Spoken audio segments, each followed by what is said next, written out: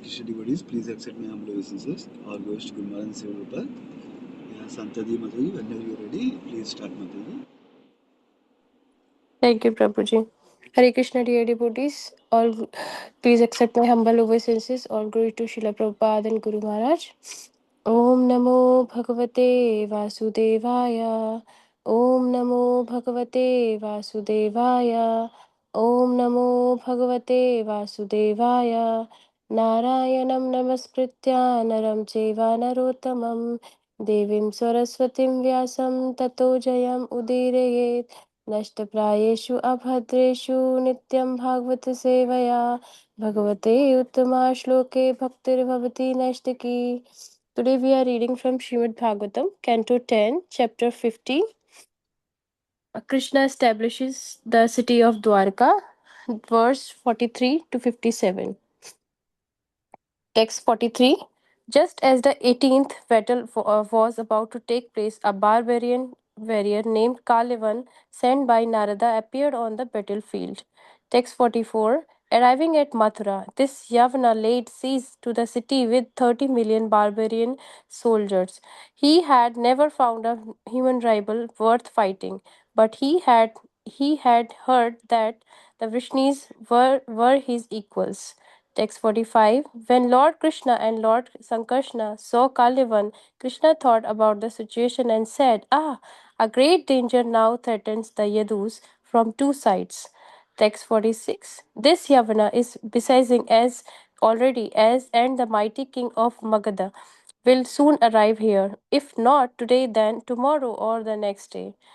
Text 47. If powerful Jarasandh comes while we too are busy fighting Kalevan, Jarasandh may kill our relatives and else take them away to his capital.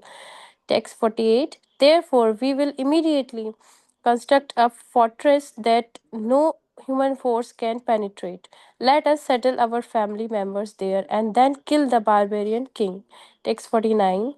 After thus discussing the matter with Balram, the Supreme Personality of Godhead has had a fortress 12 yojnas in circumference built within the sea. Inside that fort, he had a city built containing all king's kinds of wonderful things. Text 50 to 53. In the construction of that city could be seen the full scientific knowledge and architectural skill of Vishwakarma. There were wide avenues, commercial roads, and courtyards laid out on ample plots of land. There were splendid parks and also gardens stocked with trees and creepers from the heavenly planets.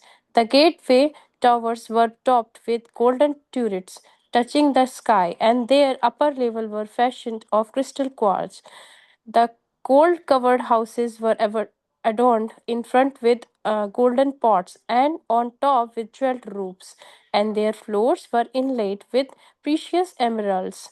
Beside the houses stood treasury buildings, warehouses, and stables for fine horses, all built of silver and brass. Each residence had a watchtower and also a temple for its household deity.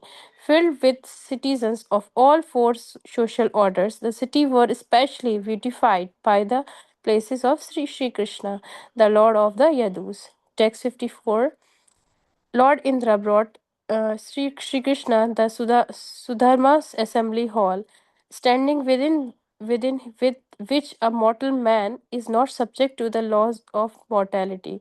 Indra also gave the Parijat tree. Text 55. Lord Varun offered horses as swift as the mine, some of which were pure dark blue, others white. The treasurer of the demigods, Kuver, gave his 8 mystic treasures, and the rulers of various planets each presented their own opulences. Text 56. The Supreme Lord, having come to the earth. O king, these demigods now offered him whatever powers of control he had previously delegated to them for the exercise of their particular authority. Text 57. After transporting all his subjects to the new city by the power of his mystic Yogmaya, Lord Krishna consulted with Lord Balram, who had remained in Mathura to protect it. Then, wearing a garland of lotuses but bearing no weapons. Lord Krishna went out of Mathura by its main gates. Thus, and the purports of His Bhaktivedanta Swami Srila Prabhupada of Canto 10, 50th chapter of Srimad Bhagavatam entitled Krishna establishes the city of Dwarka. Thank you so much, Prabhuji. Hare Krishna. Thank you so much, Santadi Madhuri. Hare Krishna. Hare Krishna, dear Chaitanya Chandra Prabhuji. Please accept my obeisances. All goes to Good Madan Sri Prabhupada. Yeah, whenever you're ready, you can take over, Prabhuji. Thank you, Prabhu. Hare Krishna, dear devotees. Hare Krishna. Thank you, Shantati Mataji, for reading the translations today. And thank you for coming together for hearing from Srimad Bhagavatam this morning. We're going to continue reading from Canto 10, Chapter 50, text 43 to 57, titled Krishna erects the port of Dwarka. I'll start by offering my prayers. ओमज्ञान्तिमरन्धस्य ज्ञानाञ्जनशलाकया चक्षुरुन्मिलितं येन तस्मै श्रीगुरुवे नमः। नम ॐ विष्णुपदाय कृष्णपृष्ठाय भूतले श्रीमते भक्तिवेदान्त स्वामी इति नामिने। नमस्ते सरस्वते देवे गौरवाणी प्रचारिणे निर्विशेष शून्यवादी पाश्चात्य देश तारिणे। जय श्री कृष्ण चैतन्य प्रभु नित्यानंदा श्री अद्वैत गदाधर श्रीवासादि गौर भक्त वृंदा। हरे कृष्णा कृष्ण कृष्ण हरे हरे, हरे राम राम राम हरे हरे। मुखं करोति वाचालं पङ्गुं लङ्घयते गिरिं यत्कृपातमहं वन्दे श्रीगुरुतीं तारणं परमानन्दमाधवं Sri Chaitanya ईश्वरम्। Hare Krishna, dear devotees. So we are reading in this particular section thus far how Jarasandha constantly attacked the city of Mathura, and how each time Lord Krishna and Balram so wonderfully defeated him, captured him, and then shamelessly then had him go back to his kingdom. They had contemplated earlier whether they should just deliver him now, but instead Lord Krishna he knew that his reason, one of the reasons that he appeared in this particular age and time, was to deliver all the miscreants. So he wanted Jarasandha to assist in that task by collecting all the different miscreants each time, so that Lord Krishna could just battle with them and deliver them at one place. So this kept on happening for 17 times, and then on the 18th time, when this was about to happen, there was another king who showed up at the same time to attack Mathura. And there's a little bit of description about that.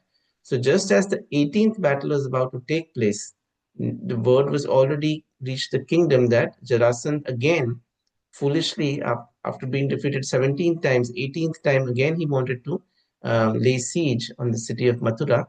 At the same time, another barbarian warrior named Kalyavan, sent by Narad, appeared on the battlefield. So there's a little bit of history that is described in the Krishna book by His Divine Grace Srila Prabhupada, and elaborated too in the purport, that there is a story behind this barbaric king or Yavan king called Kalivan. So one of the family priests in the Yadu Vansh was Gargamuni. We've heard Gargamuni, how he had come earlier at the time of Lord Krishna's appearance to give his name and tell us about Lord Krishna and how he's the Supreme Personality of Godhead indirectly. Um, the same Gargamuni at one point of time was insulted by the Yadus. There was something that was said which was misunderstood, and because of that misunderstanding, the Yadus took it in a very jestful way, which subtly hurt the feelings of Garshi Gargamuni. And when it did that, Gargamuni being offended, he wanted to avenge the insult that he was subjected to by the Yadu family. So he left the kingdom at that time and he went south of Mathura, and he did severe penances for about 12 years to Lord Shiva. And it was described briefly, that how he would do the penances, he perform severe austerities, just because of the insult that he was subjected to. And after that, those 12 years, Lord Shiva, being pleased with him, granted him a boon that he would beget a son who would be very fearful, of whom the Yadus would be very fearful. He would cause fear to the Yadus. So with this boon, Garga Muni, finished his tapasya, and as he was walking back, he came across a Yavan kingdom. In that particular Yavan kingdom, they did not have any heir. So the king, knowing, understanding Garga Muni to be a very powerful Muni, powerful Rishi, he approached him to ask him for an heir. And then Garga Muni, through his prowess, facilitated an heir in the king's wife, and that Yavan king's son was now born as Kalyavan. This Kalyavan he had some of the qualities just like Lord Shiva, as he appeared by the boon of Lord Shiva, and he was a very ghastly warrior. So he was very expert in battle, and he always used to look around for anybody who he could fight who he could challenge for a fight, because he wanted this sort of sportsly, kingly mode of passion attitude, to prove that he's better than everybody else. So in this particular way, he met Narad Muni at one point, and he asked Narad Muni that who is the most powerful king in this world, who I can fight and defeat and enjoy this Yodha spirit, this battle spirit. And at that time, Narad Muni said, knowing that it is the time of destruction for Kalyavan and to take part in Bhagwan's Leela, Narad Muni said that this time the Yadus are the most powerful kingdom in this world. So you should go to the Yadus.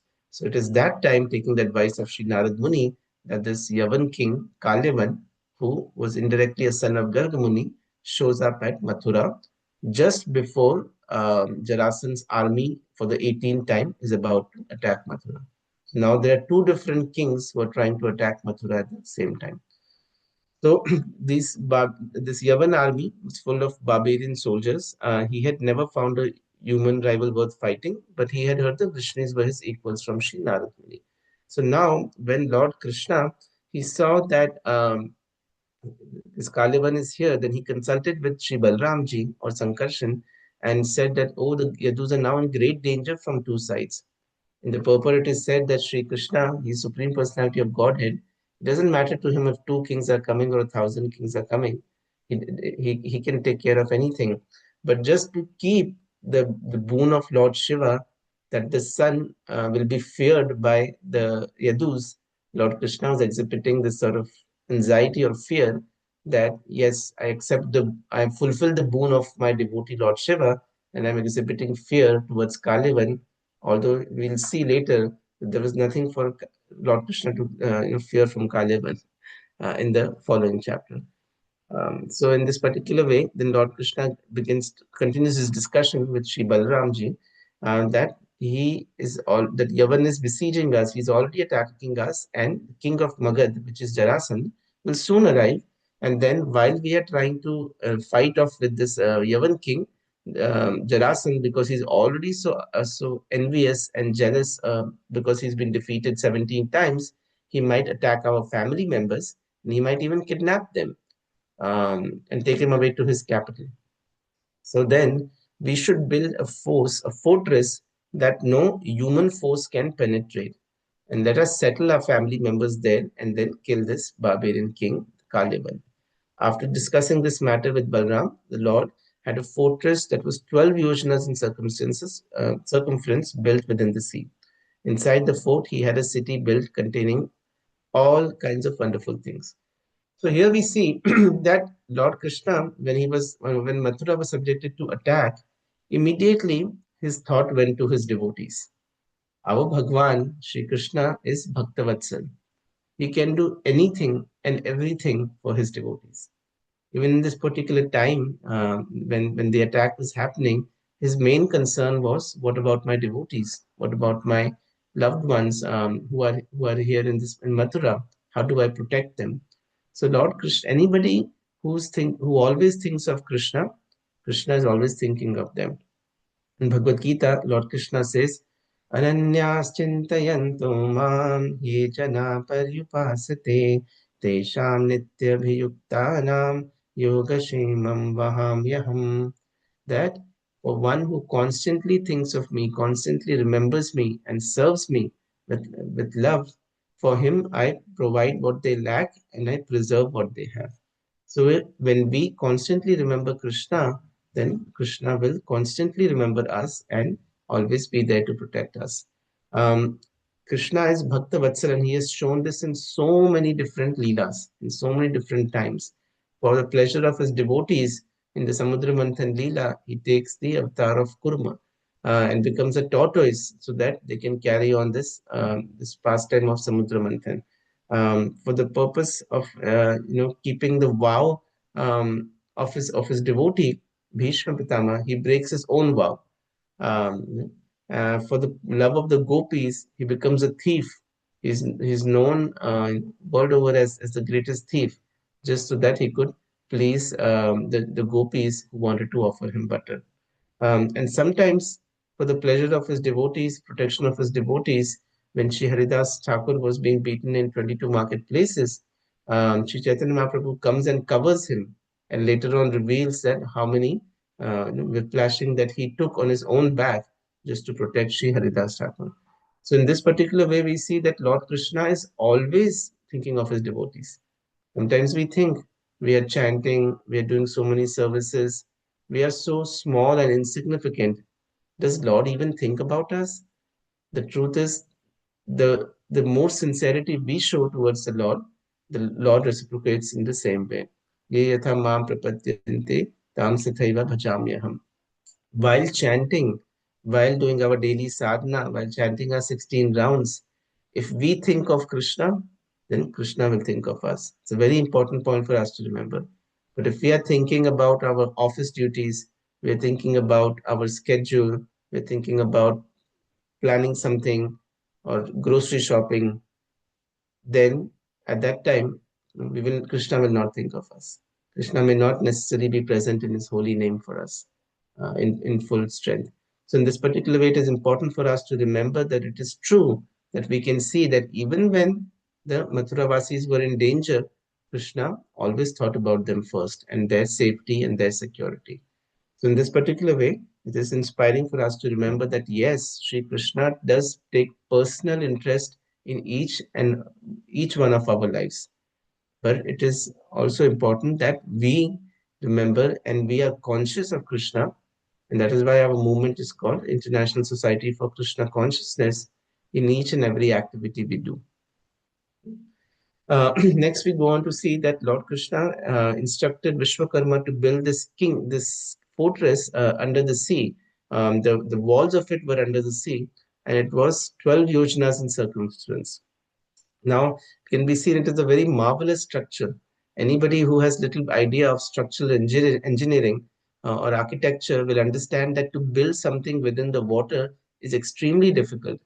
I mean, it's not a natural environment to build something in. Plus, to account for the amount of pressure that the water generates, and the deeper we go, the pressure increases.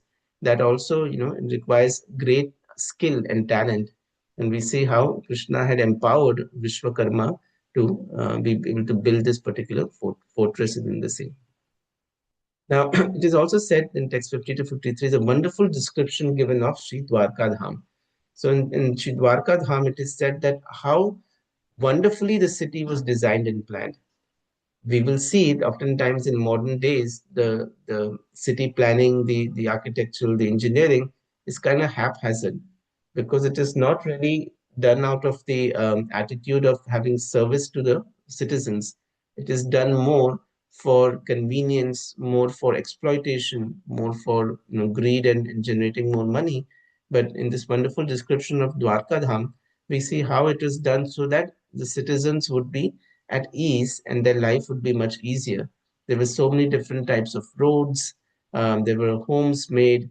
Srila Prabhupada describes that actually there were skyscrapers here also. There was homes on top of one another. So this looked amazing in terms of the first skyscraper city that we had is in Sri Dwarka Dham. There were gold covered houses, and each and every place, each and every house had a temple where the deity of Lord Vishnu was there, which was the deity of the Yaduvansh. So every house had a temple. Similarly, every house that we have should have a temple and should have deity worship that goes on. And all the people wonderfully stayed there and served together. In the next shloka that we see, now that Lord Krishna was building this wonderful city, all the demigods from different heavenly planets were coming and offering different articles to commemorate this wonderful creation of Dwarka city. So Indra comes and he gives this Sudharma assembly hall, also gives the Parijata tree. Lord Varuna gives these horses which are as swift as the mind. And it is said that the god of treasury, that is Kuber, he gives us 8 mystic treasures. And in the description, the purport is described as they are like Padma, Mahapadma, Kurma, Shankha. So like these different nidhis are there. These are 8 nidhis are his 8 mystic treasures that he awards for the creation of the city of Dwarka. Now we learn a few different points from this these statements. One, we see that it is very clear that Krishna is the supreme personality of Godhead. Chaitanya Charitamrita, it is said, Ekala Ishvara Krishna Ara Sabhabhritya Yare Yaiche Nachaya Se Taiche Kare Nitya. That Ekala, that Krishna alone is the supreme personality of Godhead. Rest are all his devotees and his servants. So the only master, true master that is there in this universe is our dear Shri Krishna. We believe or we may feel that we have control over some things in our lives. We may control a little bit of our schedule. Sometimes we may control influence on our children, on other people we work with. So we may feel sometimes, oh, I'm also the controller. We can only be what we call a mini Ishvara, mini controller. We can control only few things in life. Most of the things are out of our control. Um, but beyond us, there are the Ishvara, which are the demigods. The demigods control the natural circumstances that are there, and they provide wind, air, water, fire, rain. So they provide all these things, and they are the controllers of this in this universe. But they also have restrictions on their control. Then beyond the mini Ishvara and Ishvara, that is the Maheshwara, the one who is the chief among the demigods, who's above the demigods, is Lord Shiva. He is also called Maheshwar. He is the controller in this individual universes. He is the one of the chief controllers. But beyond that, there is a Parameshwara. The Parameshwar, the one who is the supreme personality of Godhead, who is beyond this creation, material creation, who controls everything in this universe, including the demigods, including the living entities, including the moving and non-moving. He is Sri Krishna. And it is to this Sri Krishna that the demigods now, when he is creating this wonderful city of Dwarka, they're coming and offering wonderful objects of worship and utility and gifts to him. The other thing that we can note from this particular act of the demigods is that when Sri Krishna was taking part in building this wonderful city of Dwarka, how wonderfully the demigods, who are also devotees, they realized that we should also engage in the service of the Lord with the wonderful talents that he has given us. So all these different articles that they offered to Sri Krishna were given to them, awarded to them by Sri Krishna himself. And they were using it in the service of Lord Sri Krishna to conduct various aspects of universal management. But when came time to build the city of Dwarka, they wanted to employ the same article or power that was given to them by Sri Krishna in Lord Krishna's service. So similarly, when we have some big festivals, when we have our 50th celebration of Sri Jagannath Baldeswara Maharani is coming up, when we have such big festivals coming up, Lord Krishna has given each of us so many different skill sets, so many different talents. Somebody is an expert in cooking. They can cook 100 items in 3 hours, 4 hours. Somebody is an expert in decorating. Somebody is an expert in making garlands. Somebody may be an expert in organizing, managing everything. So when the time comes to have this wonderful celebration, like in this particular part of Srimad Bhagavatam, we are seeing the building of Dwarka city.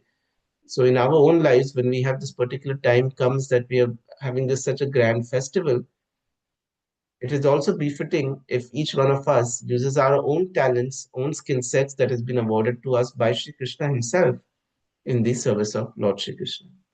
Just as the demigods are showing us by example how they're utilizing all the things that Lord Krishna gave now to come together for build the city of Dwarka. Similarly, now that we are going to have such a grand festival, we all should come together and utilize all the wonderful talents, skill sets that Lord Krishna has given us in his own service for the pleasure of the Lord and the pleasure of the devotees. So with this, we see how the demigods approach Sri Krishna, and they were offering him whatever powers of control he had previously delegated to them. This is important that they understood that whatever powers I have is not of my own accord, but it is a gift that has been given to me by Sri Krishna himself. And then what happened once the Mathuravasis, they had so wonderfully surrendered to Sri Krishna that even though they were in the midst of such danger, when they opened their eyes, they woke up in this wonderful new city of Dwarka, and they were so happy to see that. And we'll read that about that in the next chapter. But Lord Krishna, he was back in Mathura after transporting all the citizens to Dwarka, and then wearing a garland of lotuses, but not even holding any weapons. He walks out of the gate of Mathura to face Kalevan. So we'll see how Lord Krishna interacts with Kalevan and how Kalevan gets delivered in the next section. So with this, we'll end our discussion today. Grantaraj Srimad Bhagavatam ki jai, Ananta Koti Vaishnavrinda ki jai, Shri Prabhupada ki jai. Hare Krishna. Hare Krishna, Prabhuji. Thank you. Thank you very much, Prabhuji. Hare Krishna. Hare Krishna. Thank you, Prabhuji. Hare Krishna. Yeah, thank you so much, Chaitanya Chandra Prabhuji. Hare Krishna. Thank you so much, Prabhuji.